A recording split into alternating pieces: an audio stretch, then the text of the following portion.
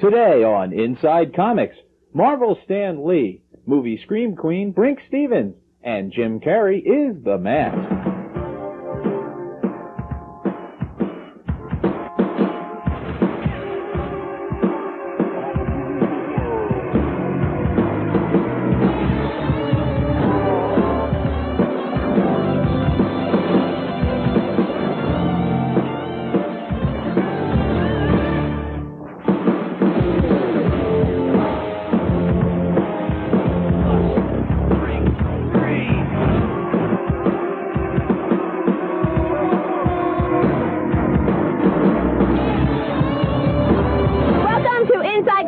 I'm Nikki. And I'm Tony. Today on Inside Comics, movie scream queen Brink Stephens, Jim Carrey is the Mask, and Marvel's Stan Lee.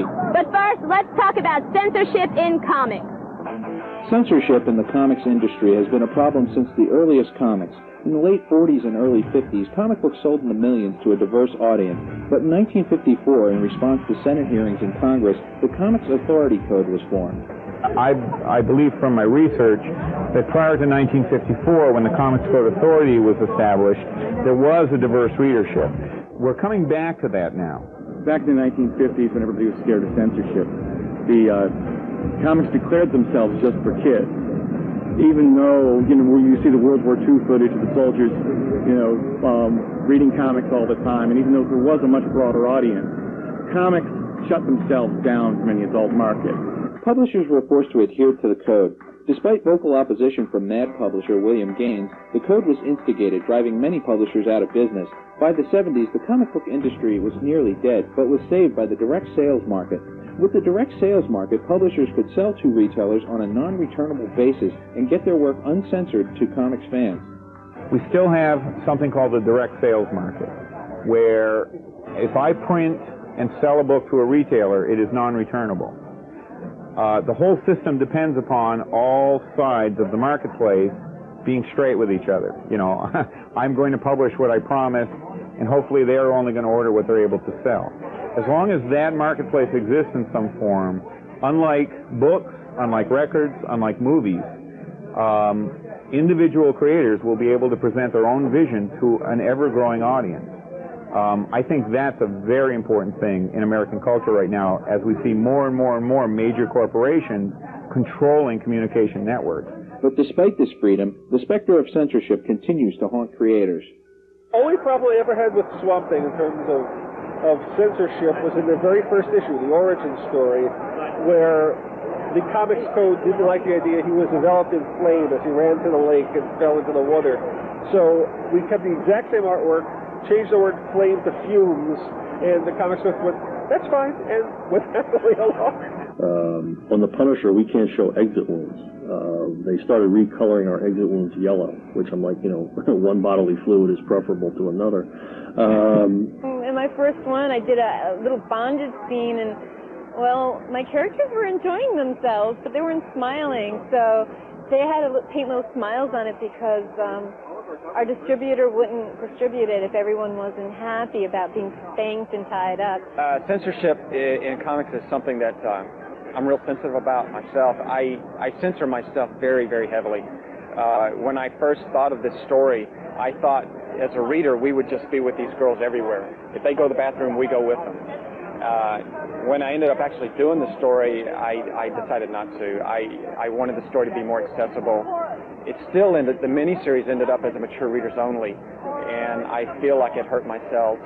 It's just one of those things about free expression that creative people are naturally going to gravitate to the thing that they're not allowed to do.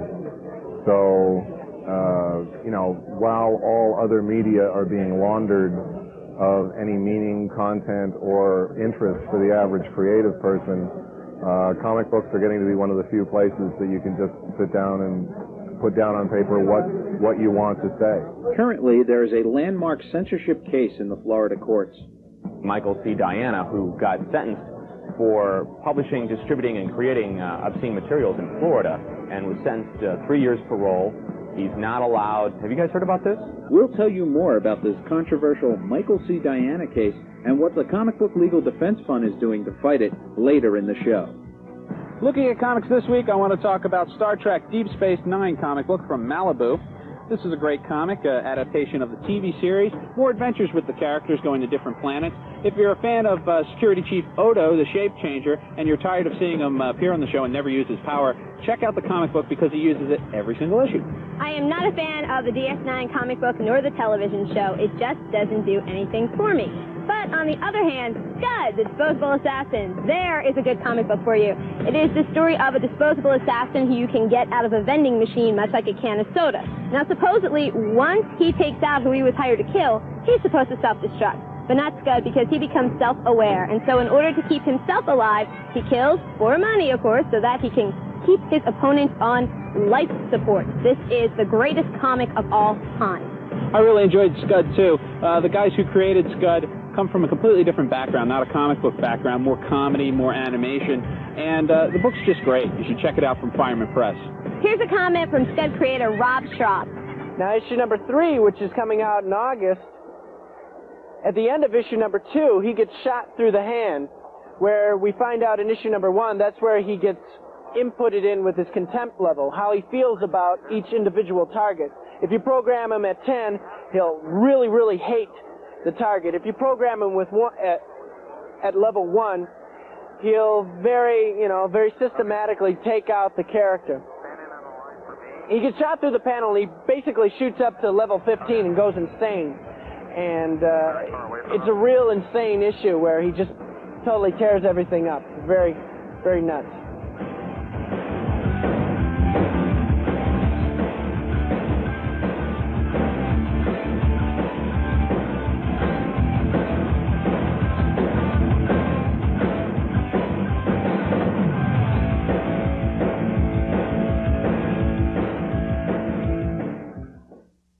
Cosmic Comics on the White Horse Pike in Berlin, New Jersey, just off Route 30, midway between Atlantic City and Philadelphia. Golden Age, Silver Age, and Modern Age comics. T-shirts, trading cards, magic cards, and sports cards. Cosmic Comics also has mail service. Comics delivered right to your home. For more information, call 609-768-7117. That's 609-768-7117. Cosmic Comics. For collectibles, if you want it, we'll find it.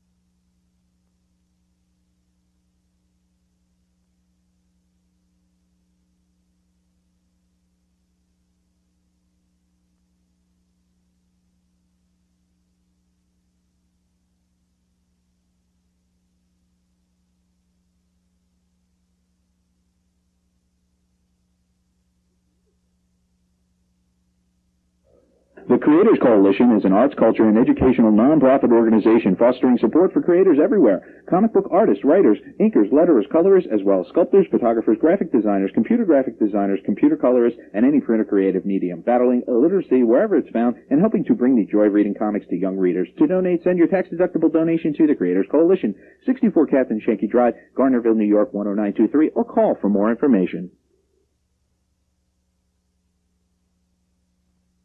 Welcome back to Inside Comics. Inside Comics took its cameras down to Fat Jack's in Philadelphia to interview movie scream queen Brink Stephens, who has her own comic book from Chaos Comics called Brink of Eternity.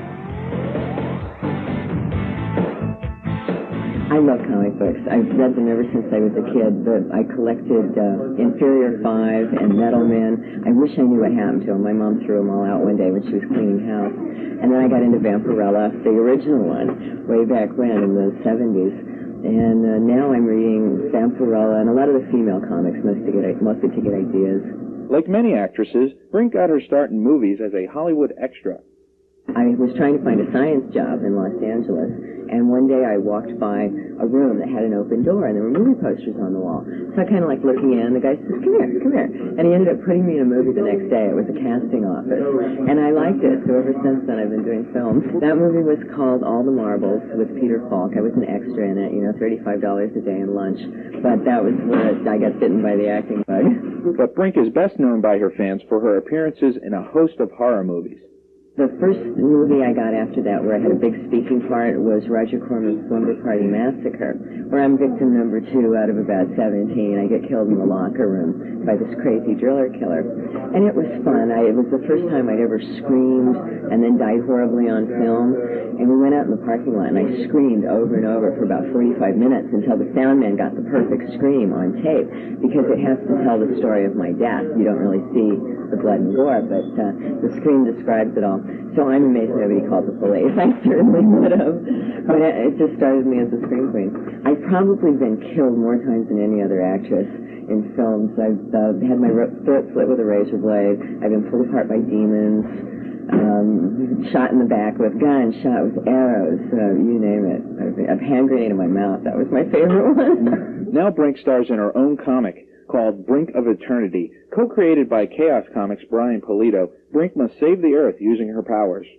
My powers in the comic book come from another dimension. It's an eternity power. And in the next miniseries, you'll find out a lot more about where it comes from. It's actually a creature that lives inside of us. It's kind of a bioorganic thing that we take inside our bodies, and it makes us stronger.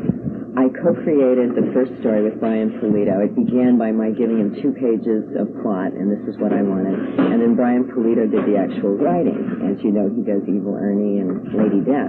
But in the next one, I have my own concept about what I want to do. First of all, we're coming out with a 3-part miniseries called Brink of Destruction. It'll be out in the spring, and Boris Vallejo is doing my first cover. I shot with him in Pennsylvania 2 days ago, and Julie Bell is doing the second cover. So hopefully after that we'll do another Brink of Insanity or Brink of something, you know, and we'll keep going. Besides comic book sequels, Brink continues to work on sequels to her films. I had done a movie called Haunting Fear that turned out to be incredibly popular when it came out on Laserdisc. An unheard of thing happened. It sold out within a week and a half, and they had to go back and do a second printing. So everybody has wanted a sequel to this movie. And they're saying, well, we took it to 5 different writers, and nobody could come up with the right idea. Because the premise is based on Edgar Allan Poe, The Premature Burial. I have to be buried alive. So how do you make that happen twice in one woman's lifetime? So nobody could come up with a viable plot how I could get buried alive a second time and go insane and kill everybody. But I came up with an idea. So I'm working on that right now, and hopefully sometime early in '95 we'll be shooting Haunting Fear 2, Dead and Buried. I love being a superhero, I have to tell you. It's so wonderful to have my own comic book. I get to run around in costume and make a lot of little boys very happy. Taking a look at today's super movie. A super movie is a movie about superheroes or heroic exploits. Today's super movie is The Mask. Based after the Dark Horse comic book, The Mask is about a boring bank teller named Stanley Ipkiss who finds a magical mask that turns him into a party animal. Spoken!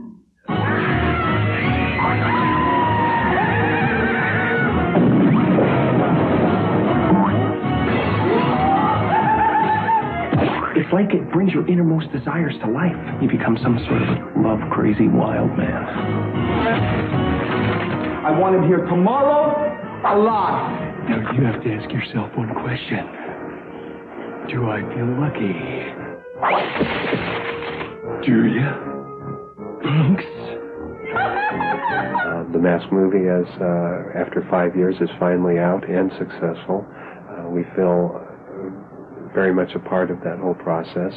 And as a result of our Largo relationship with Larry Gordon, this September we'll see the release of Time Cop, which was an original idea. I enjoyed The Mask. I thought it was okay. I thought they gave away most of the surprises in the trailer. Most of the special effects are in there. They even show the part where the dog puts on the mask. But the movie's okay. It's a lot of fun. Jim Carrey's usually funny. And it's worth going to see. Let's rate The Mask on a Mighty Meter. I'm going to give The Mask a 3.5. Hi, this is Marv Wolfman. Inside Comics will be right back. Fight censorship. Support the Comic Book Legal Defense Fund. The Defense Fund is a non-profit organization supporting the rights of comic book artists, writers, and creators. In its 6 years of existence, the Comic Book Legal Defense Fund has spent over $100,000 protecting cartoonists' freedom of speech. Show your support. Send your tax-deductible donations to the Comic Book Legal Defense Fund, P.O. Box 693, Northampton, Massachusetts, 01061, and help keep freedom of speech free.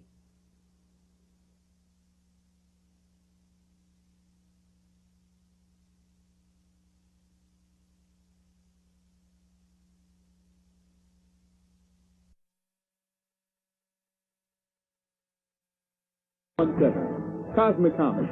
For collectibles, if you want it, we'll find it. These days, censorship in comic books seems to be everywhere.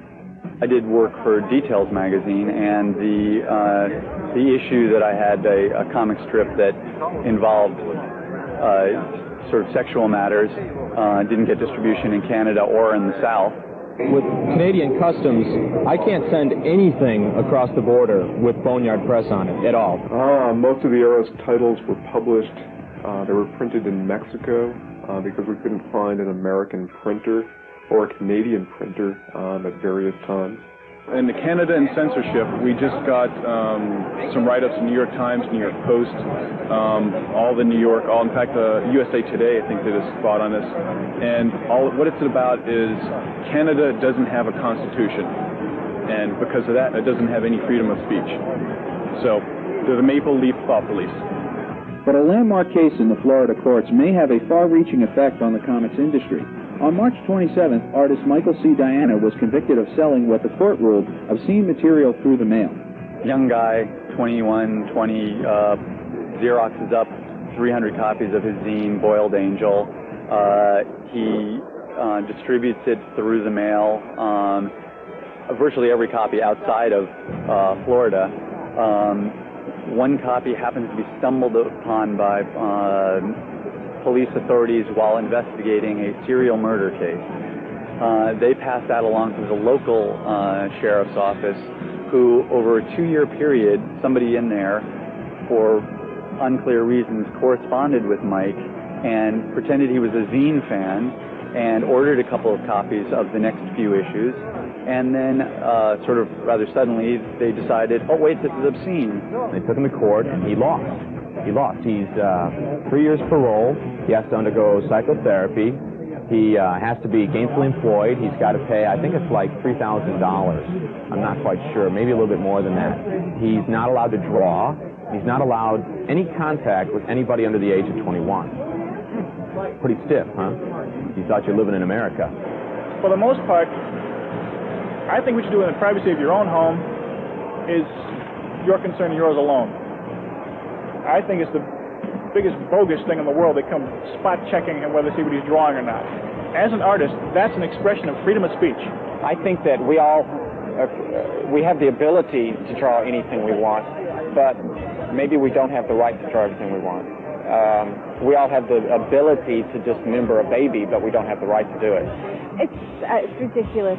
Like I said, I'm not really political or anything, but I'm an artist, and it seems like those guys down in Florida are really nosy, Poor Pee-wee and poor him, Dang. And it's so boring in Florida. You think they'd be happy to have a little something going on there. We're on the air in Florida, so we'll cut that. Oh, cut that. Fortunately, the Comic Book Legal Defense Fund came to Michael's aid. Since its inception, the Comic Book Legal Defense Fund has fought for creators' freedom of speech. Usually you scratch the surface in any of these cases, and you usually find an opportunistic district attorney or some hysteric of some sort. Well, the way the industry has responded is by forming the Comic Book Legal Defense Fund. I'm a member of the board of directors, and we're there to help the retailers out against these awful charges, because fighting for the First Amendment is part of our duty as citizens, along with being artists. Right now we have cases in Florida, Georgia, California, 2 cases in California.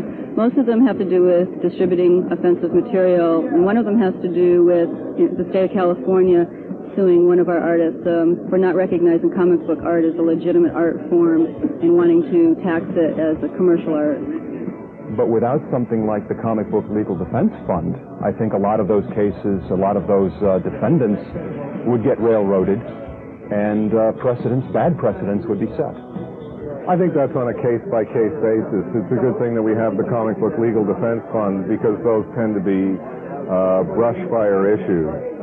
I know there's a great paranoia in the comic book field, or a lot of elements of it, that we're going to have some enormous crackdown as we had in the mid-1950s. But in the 1990s, if it doesn't work on television, then it doesn't have the legs for scandal. For more information on Michael C. Diana, Boiled Angel, or any of his other comics, contact Michael Hunt Comics at P.O. Box 226, Bensonville, Illinois 60106, or call 708-794-2723. Today's lucky letter is from Pete Beiser in Drexel Hill, Pennsylvania, who writes, Dear Insight Comics, what can you tell me about the upcoming Star Trek Next Generation movie? Well, I can tell you that the movie is called Star Trek Generations. It's definitely going to be out 94, and a pirate script that has been going around has this movie showing the ultimate destruction of Enterprise D and the death of Captain Kirk in Jean-Luc Picard's arms. Pretty interesting. What does Pete win for writing it? We're going to send Pete a Time Cop promotional package, and it contains all sorts of neat stuff. If you would like to win all sorts of neat stuff, send your letter to Inside Comics, P.O. Box 10035, Philadelphia, PA 19108. Please include your name, age, a question, and the type of stuff you want to win.